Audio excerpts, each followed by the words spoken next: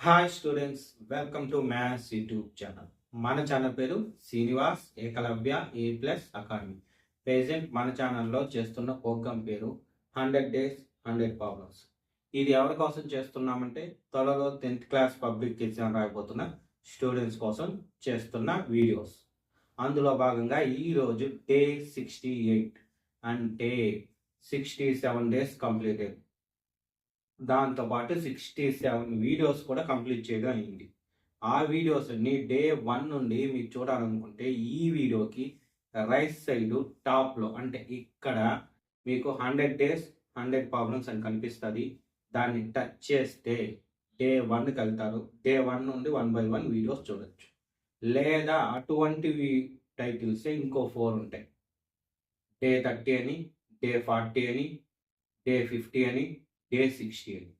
So వాటిని touch చేస్తే ఆ డేకి వెళ్తారు. అక్కడ నుండి ఆ వీడియోస్ చూడొచ్చు.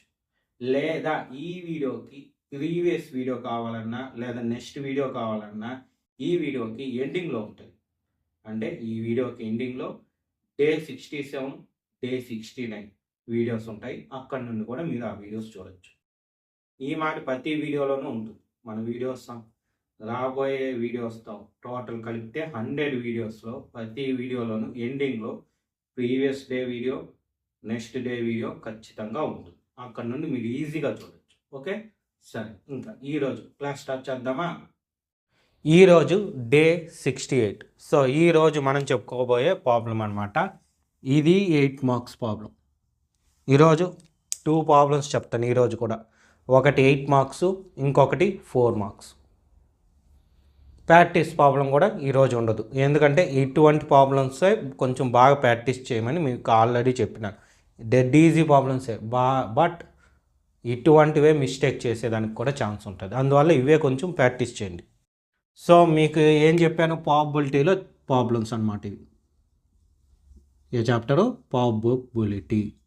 మీకు డే 65 నుండి ప్రాబబిలిటీ చెప్తాండ. ఓకేనా? సరే, ఇంక ఈ ప్రాబ్లంకి వద్దాం. ఇక్కడ ఏం చెప్పాడు చూడండి ఒకసారి.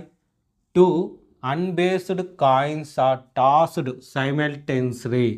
Find the probability of getting 4 ఇచ్చుండాడు. So ఈ వీటి ప్రతి దానికి ప్రాబబిలిటీ కనుక్కో. అయితే ఇక్కడ మీరు ఒక్క విషయం గమనించండి. ఇక్కడ 2 కాయిన్స్ అన్నాడు. సో 2 కాయిన్స్ ఇచ్చినప్పుడు కొంచెం జాగ్రత్త. చూడండి, 2 కాయిన్స్ని 1 టైం వేస్తాం. ఓకేనా? లేదు 1 కాయిన్ని 2 టైమ్స్ వేస్తాం. లేదా 1 రూపీ కాయిన్ని చూడండి, బాగా పెట్టుకోండి. 1 రూపీ కాయిన్, 2 రూపీ కాయిన్ అంటే వేరువేరుగా 2 కాయిన్స్. ఈ 2 కాయిన్స్ని కూడా 1 టైం వేస్తాం. ఓకేనా? దాదాపు ఈ రెండు సిమిలర్. ఇక్కడైతే 2 కాయిన్స్ అని మెన్షన్ చేస్తారో, ఒక్కొక్కసారి 1 రూపీ కాయిన్, 2 రూపీ కాయిన్, లేదా 1 రూపీ 5 రూపీస్ కాయిన్స్ అని మెన్షన్ చేస్తాడనమాట. ఎందుకు ఇవంతా చెప్తానంటే ఇందులో క్వశ్చన్లో ఏది కనిపించినా సరే మీకు ఇప్పుడు రాయబోయే possible outcomes same to same వస్తుంది. ఫస్ట్ స్టెప్లో మనం రాస్తాండా స్టార్టింగ్లో the number of possible outcomes అని ఫార్ములాలోది. సో ఆ నెంబర్ ఆఫ్ పాసిబుల్ అవుట్కమ్స్ రాయాలంటే వీటన్నిటికీ ఒకే విధంగా ఉంటుంది. ఈ మూడిటికి 2 కాయిన్స్ ఇచ్చి 1 టైం వేయమన్నా, లేదా 1 కాయిన్ ఇచ్చి 2 టైమ్స్ వేయమన్నా, లేదా 1 రూపీ కాయిన్ 2 రూపీస్ కాయిన్ అంటే 2 డిఫరెంట్ కాయిన్స్ ఇచ్చి 1 టైం వేయమన్నా అంతా ఒకటే. ఓకేనా? సరే, చూడండి ఇప్పుడు స్టెప్స్ రాద్దాం. ఫస్ట్ వాడు ఇచ్చింది రాద్దాం. Given that 2 unbased coins are tossed, then the possible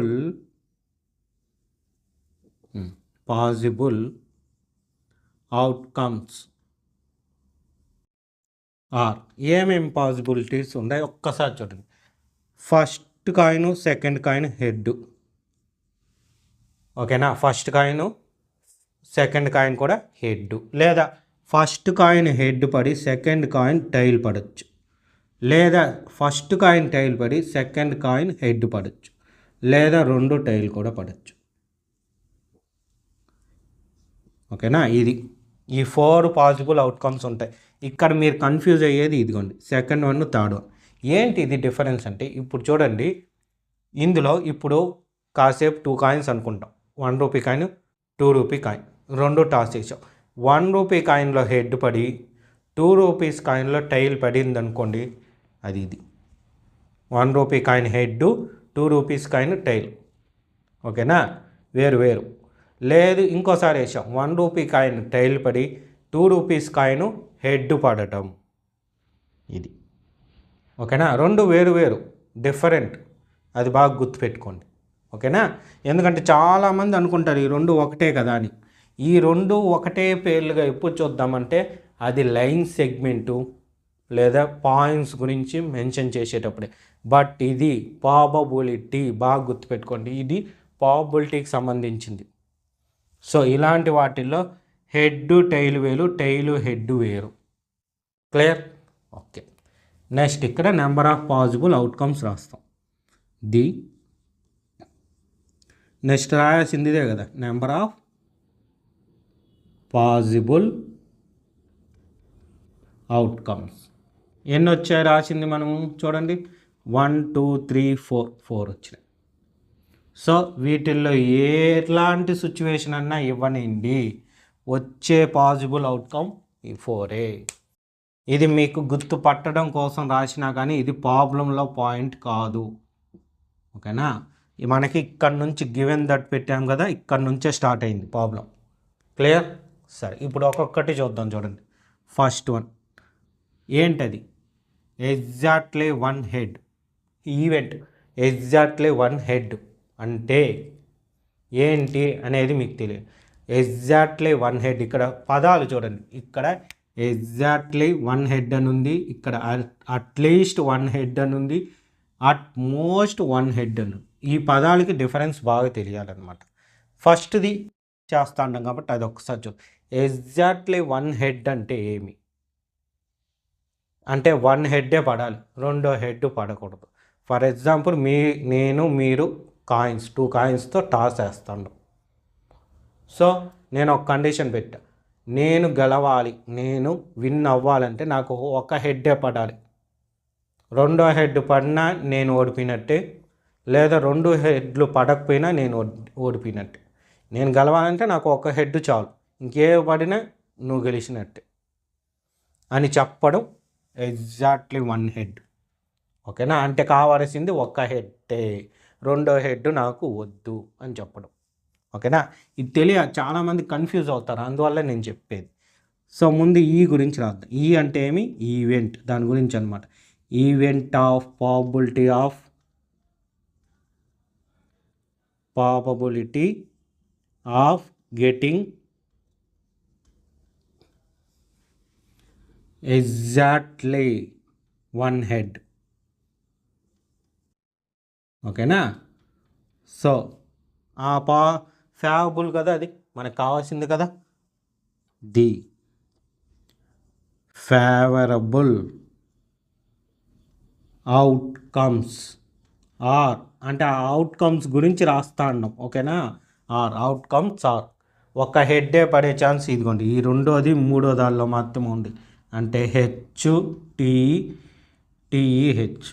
అంటే హెడ్ టైలు, టైలు హెడ్. ఇది పడిందంటే 2 హెడ్లు పడినా నేను ఓడిపోయినట్టు. కండిషన్ చెప్పా కదా, మూడులో ఒక హెడ్ పడకపోయినా ఓడిపోయినట్టు. అంటే ఈ 2 నేను గెలవడానికి ఛాన్స్ లే, ఈ 2 మాత్రమే ఉంది ఛాన్స్. కాబట్టి అవి నాకు ఫేవరబుల్ అవుట్కమ్స్. ఇప్పుడు నెంబర్ రాయాలి కదా, therefore the number of favourable outcome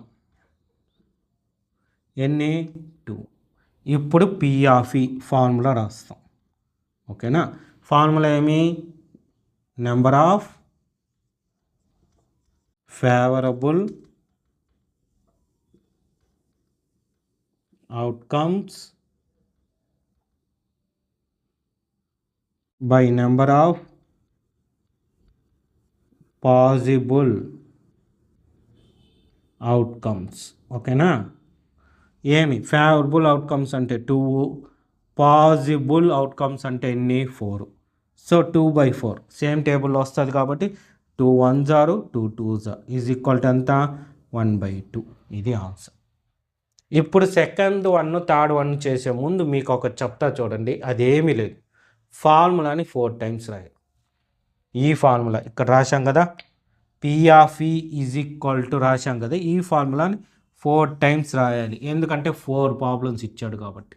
but నేను 1 టైమే రాస్తా, మిగతా 3 times రాయను, మీరు రాయండి. ఎందుకు అనేది కూడా చెప్తా చూడండి. నాకు ప్లేస్ కన్వీనియంట్ లేదు, మీకు ఇక్కడనే క్లియర్గా నేను చెప్పేయాలన్న ఉద్దేశంతో ఒకేసారి చెప్పేస్తా, అందువల్ల మీరు రాయండి. Okay, clear? సో ఇప్పుడు చూద్దాం. ఇది తొడపనులండి, ఇది ఉండింది. Next second one, is equal to is equal to చూడండి ఇక్కడ ఏమి అట్లీస్ట్ 1 head అన్నా అట్మోస్ట్ 1 head అన్నా ఒకటే, మీనింగ్ ఒకటే. ఓకేనా? అంటే ఒక హెడ్ అని కాదు, దానికి మీనింగ్ ఒకటే. అట్లీస్ట్ 1 head అని అడిగినా అట్మోస్ట్ 1 head అన్నా ఒకటే. అంటే చూడండి ఎలా ఉంటుంది ఆ పందెం అంటే, ఇప్పుడు మనం ఇద్దరం ఆడుతా ఉంటాం. నేను చెప్తాను నాకు ఒక హెడ్ పడినా నేను గెలిచినట్టు, నాకు ఒక head at least 1 head is passing, I will be in win. అంటే టాస్ 2 కాయిన్స్ వేసాం, ఒక్క దానిలో హెడ్ పడినా నేను గెలిచినట్టు, అంటే 2 దానిలో హెడ్ పెడితే గెలిచినట్లే కదా, లక్ ఎక్కువ ఉన్నట్టు. నాకు ఒకటి చాలు, బోనస్గా ఇంకోటి వచ్చింది, అప్పుడు కూడా నేనే గెలుస్తాను. ఓకేనా? అది డిఫరెన్స్, ఈ రెండిటికి ఉన్న డిఫరెన్స్. ఎగ్జాక్ట్లీ 1 head అంటే ఒక హెడ్డే చాలు, రెండవది వద్దు. క్లియర్గా చెప్పడం నాకు వద్దు అని. రెండోది అట్లీస్ట్ 1 head అన్నా అట్మోస్ట్ 1 head అన్నా నాకు ఒకటి చాలు, 2 పడితే నేను వద్దన్నాను. ఓకేనా? సో ఇది అన్నమాట, అది మీనింగ్ మీకు బాగా తెలియాలి. నేను తెలుగులో చెప్పేది ఎందుకంటే మీకు క్లియర్గా అర్థమవుతుంది, అంతేగాని ఇంగ్లీష్ చెప్పలేక కాదు. బట్ ఏదో నాకు వచ్చు, నేను తెలుగులో మీకు చెప్పడానికి మెయిన్ కారణమే మీకు ఇంగ్లీష్ వర్డ్స్ కొన్ని తెలుస్తాయి, కొన్ని తెలియవు. నాకు కూడా అన్నీ తెలియవు, నేను తెలుసుకొని మీకు చెప్తాను. సరే ఇంకా రాద్దాం. ఇంకా స్టెప్ ఈవెంట్ ఇక్కడ రాశాను చూడండి, event of probability of getting exactly 1 head. సో నేను అది మార్చి అట్ట రాస్తానంటే event of probability of getting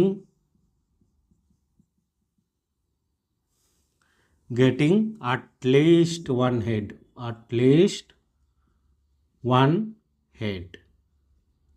so రెండో రాయాల, ఎందుకంటే ఆప్షనల్, ఏదో ఒకటి. ఇది ఇస్తే దీన్ని రాస్తాను, దీన్ని ఇస్తే దీన్ని రాయాలి.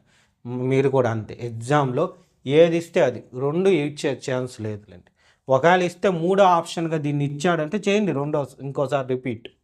మ్యాజే అట్టు ఇవ్వడు, ఇస్తే నేను చెప్పింది. అంటే ఇక్కడ చూశాడంటే సెకండ్ ఆప్షన్ నేను 6 పెట్టా, అలా కాకుండా దీన్ని ఎత్తుకొని వెళ్ళి 4th ఆప్షన్ 5th ఆప్షన్ పెట్టి మళ్ళీ అడిగాడంటే దీనికి అలా అయితే చేస్తాము, దీనికి కూడా స్టెప్స్ అన్నీ అలా రాయాల్సిందే, తప్పదు. ఓకేనా? ఎందుకంటే ఒకసారి అడిగాడు కూడా ఆ మరి, అందువల్ల మీకు నేను చెప్పేది, ఇంకేం లేదు. సరే ఇక చూడండి రాశామా. సో ద ఫేవరబుల్ అవుట్కమ్స్ రాయాలి, ద ఫేవరబుల్ అవుట్కమ్స్ ఆర్ ఏమేమి, నాకు ఒకటి చాలన్నా 2 పడితే అదృష్టం. కాబట్టి చూడండి ఇక్కడ 2 పడింది, పర్వాలేదు, నాకు అదృష్టం ఉంది, 2 పడింది, అప్పటికి నేనే గెలిచినట్టు. సో 3 ఛాన్సులు నాకుండా, మీకు ఒక ఛాన్సే ఉంది. నాకుండే ఎన్ని ఛాన్సులు? 3. Head tail, head. Therefore the number of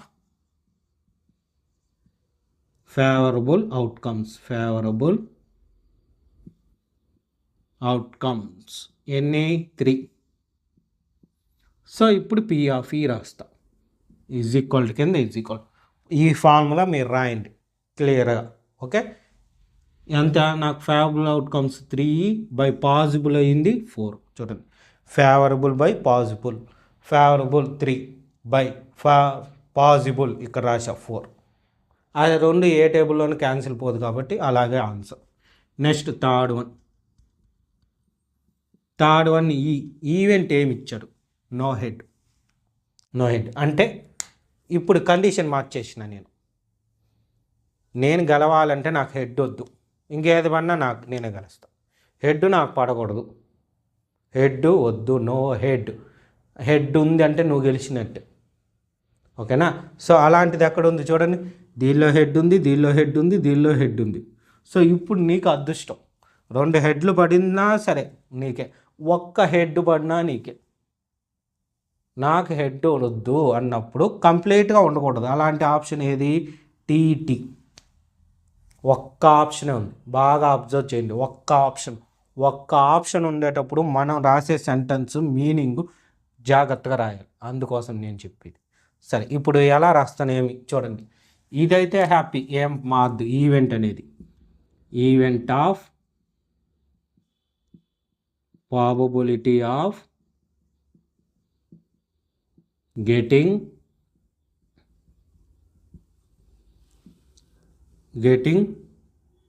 no head. So ఇది ఇప్పుడు రాసేది చూడండి, మీనింగ్ జాగ్రత్త. The favourable outcome is T. చూసారా మీనింగు డిఫరెన్స్?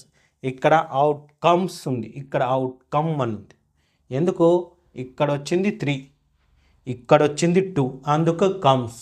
ఇక్కడ కమ్ ఒకటే వచ్చింది, ఈజ్ పక్కన కమ్ అవుట్కమ్స్. లేదా ఇక్కడ కూడా ఎస్ పెట్టచ్చు, పెట్టినా సరే ఇక్కడ ఈజ్ కంపల్సరీ, ఈజే రావాలి, ఆర్ పెట్టకూడదు, అది గుర్తుపెట్టుకోండి.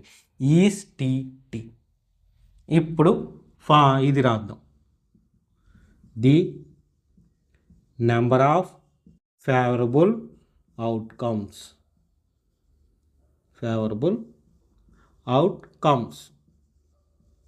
ఈజ్ ఈక్వల్ టు ఎన్ని? 1. సో పీ ఆఫ్ ఈ ఏమవుతుంది? 1/4. Favourable outcomes by possible outcomes 4, కాబట్టి 1/4. Next fourth one, same event గురించి రాయి. ఈవెంట్ ఏమి? 2 హెడ్స్. అంటే ఇక్కడ కూడా కండిషన్ మళ్ళీ మార్చిన. ఇంతకుముందు ఒక్క హెడ్ వద్దు, నాకు ఇప్పుడు 2 హెడ్లు ఉంటేనే నేను గెలుస్తా.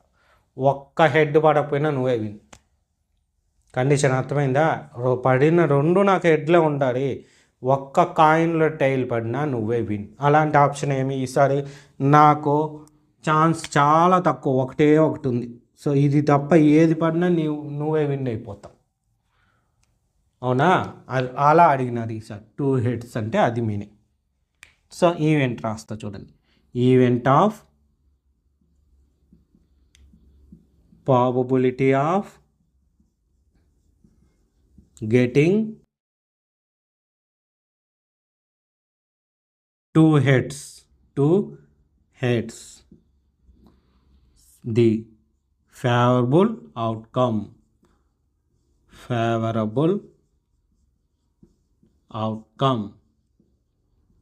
Is head. అంతే కదా, 2 హెడ్స్. ఇది ఒక్క ఆప్షనే చూడండి, ఇది ఒక్కటే కాబట్టి హెడ్. సో నెక్స్ట్ ఏమి? ది నెంబర్ ఆఫ్ ఫేవరబుల్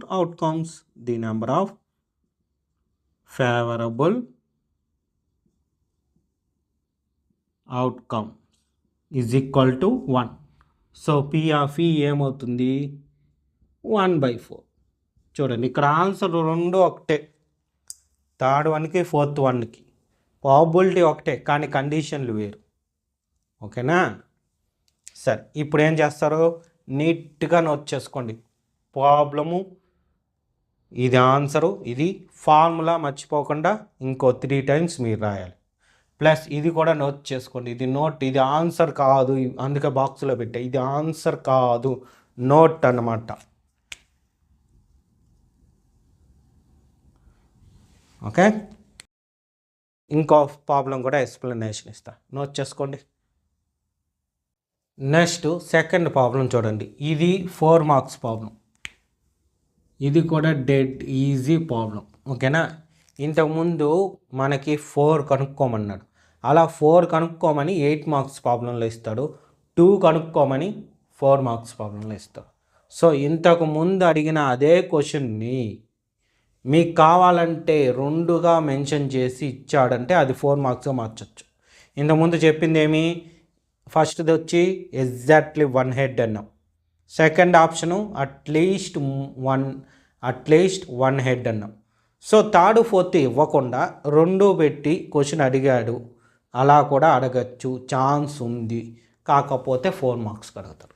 ఓకేనా, ఈ విషయం చెప్పాలి కాబట్టి చెప్తా ఉన్నాను. ఓకేనా, మీరు అది నేర్చుకొని మళ్ళీ ఎగ్జామ్ టైంలో సార్ ఇది 4 మార్క్స్కి వచ్చిందే, మీరు 8 మార్క్స్ చెప్పారే అనుకుంటారు చాలామంది. ఎలా అంటే దాన్ని అడిగే నెంబర్ ఆఫ్ క్వశ్చన్స్ని మారుస్తారు, తగ్గిస్తారు, పెంచుతారు. తగ్గించి 4 మార్క్స్కి అడగచ్చు, లేదా పెంచి 8 మార్క్స్కి అడగచ్చు, అలా అనమాట. సో ఇది చూశారంటే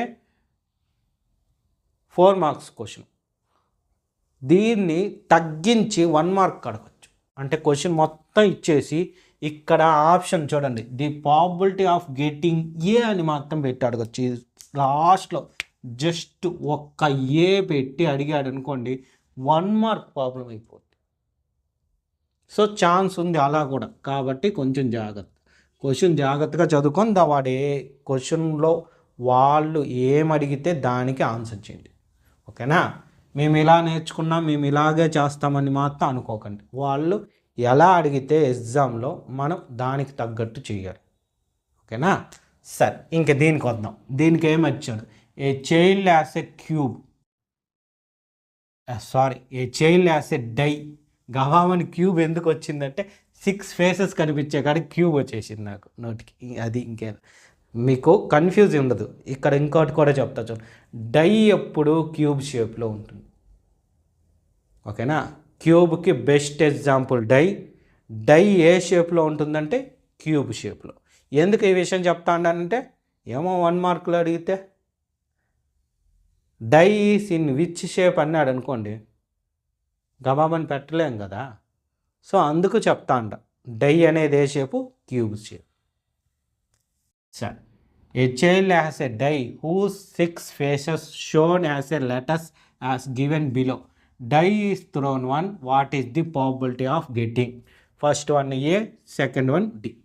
ఇక్కడ చూశారంటే మామూలుగా డై అనేది క్యూబ్ షేప్లో ఉంటాయి. డైలో మనకి డాటర్స్ ఉంటాయి. మనం డై గురించి నేర్చుకున్నాం కదా, మీకు నెక్స్ట్ వీడియోలో కూడా వస్తాయి డై మీద కూడా ప్రాబ్లమ్స్. ఓకేనా, ఇది డైకి కొంచెం డిఫరెంట్. నార్మల్గా డై మీద చుక్కలు ఉంటాయి మీకు. సో ఒక సైడ్ ఒక చుక్క, ఇంకో సైడ్ 2 డాట్లు, ఇంకో సైడ్ 3, తర్వాత 4, తర్వాత 5, తర్వాత 6 ఇలా ఉంటుంది నార్మల్గా అయితే డై మీద. బట్ దీని మీద అలాంటి చుక్కలు పెట్టకుండా ఏం చేశాడు, లెటర్స్ ఇచ్చాడు. అంటే ABCDEA, ఏని 2 టైమ్స్ పెట్టి ఇచ్చాడు. సో దీనికి ప్రాబిలిటీ కనుక్కోవాలి. ఓకేనా, ఫస్ట్ స్టెప్ అయితే మారదు. ఏమది,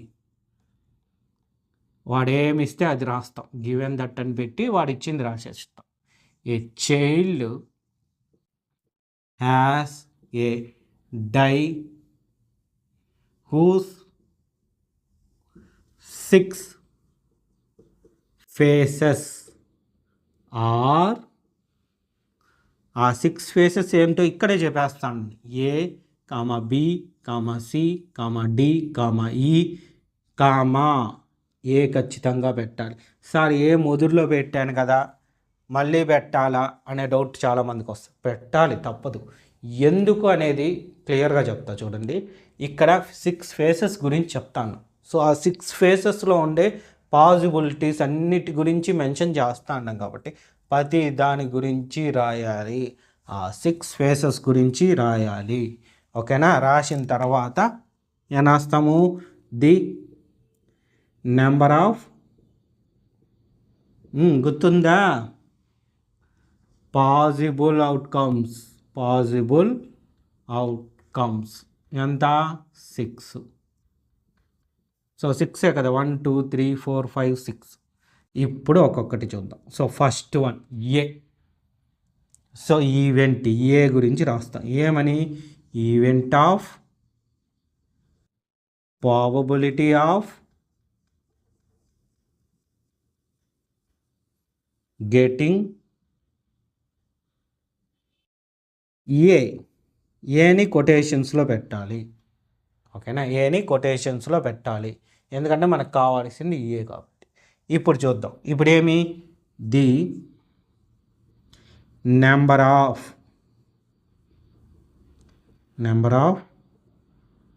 favourable outcomes is equal to 2. So ఇంతకుముందు మీరు గమనించుంటే number of favourable outcomes are అని పెట్టి అవేంటో లిస్ట్ రాసేవాడిని. బట్ దీనికి రాయలే. ఎందుకు రాయలేదంటే ఆడుండేది ఒక లెటరే ఏ, మళ్ళీ దాన్ని ఏంది రాయడం. సో రాయవలసిన అవసరం లేదు కాబట్టి డైరెక్ట్ నెంబర్ వేసేస్తే చాలు. అందువల్లే the number of favourable outcomes అని పెట్టి రాసింది. సో నెక్స్ట్ ఏమి?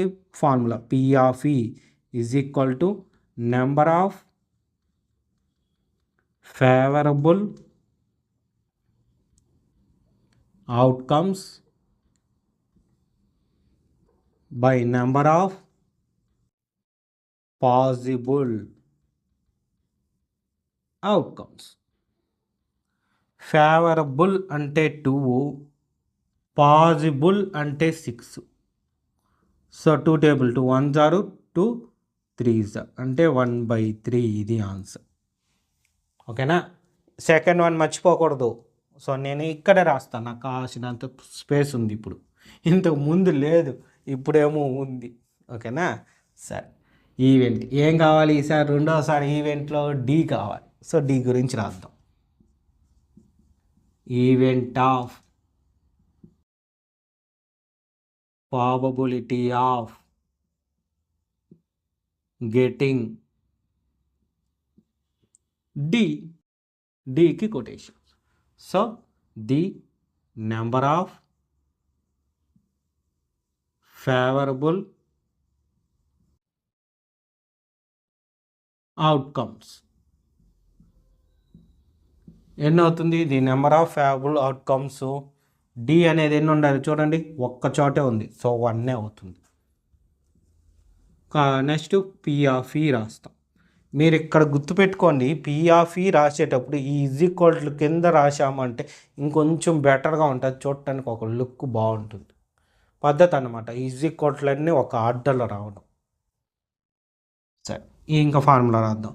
Number of favourable outcome by number of possible outcome. Number of favourable outcome అంటే 1, బై పాజిబుల్ అవుట్కమ్ అయితే 6. సో ఇంకా సాల్వ్ కాదు, అంతే, అదే ఆన్సర్ అయిపోయింది. 1/6. ఓకేనా. Dead easy problem. ఓకే, ఇప్పుడు మీరు ఒక్కటి చెప్తాను, మీరు ట్రై చేయండి ప్రాక్టీస్కి. ఏమీ లేదు, దీనికి ఇంకో 2 యాడ్ చేసుకోండి, బికి కనుక్కోండి. ఓకేనా. సి కనుక్కోండి, ప్రాక్టీస్ కోసం అనమాట. సేమ్ ఇదే ఆన్సర్ వస్తుంది. మీకు జస్ట్ చెప్తే నవ్వుతారు కానీ డెడ్ ఈజీ. ఇక్కడ చూడండి, ఈ ఫస్ట్ దానికి సెకండ్ దానికి జస్ట్ ఒక లెటరు నెంబరు మారుంటుంది. ఇక్కడ ఏ ఉంది, దానికి ఏమొచ్చింది? డి వచ్చింది. ఇక్కడ 2 ఉంది, దానికి 1 వచ్చింది.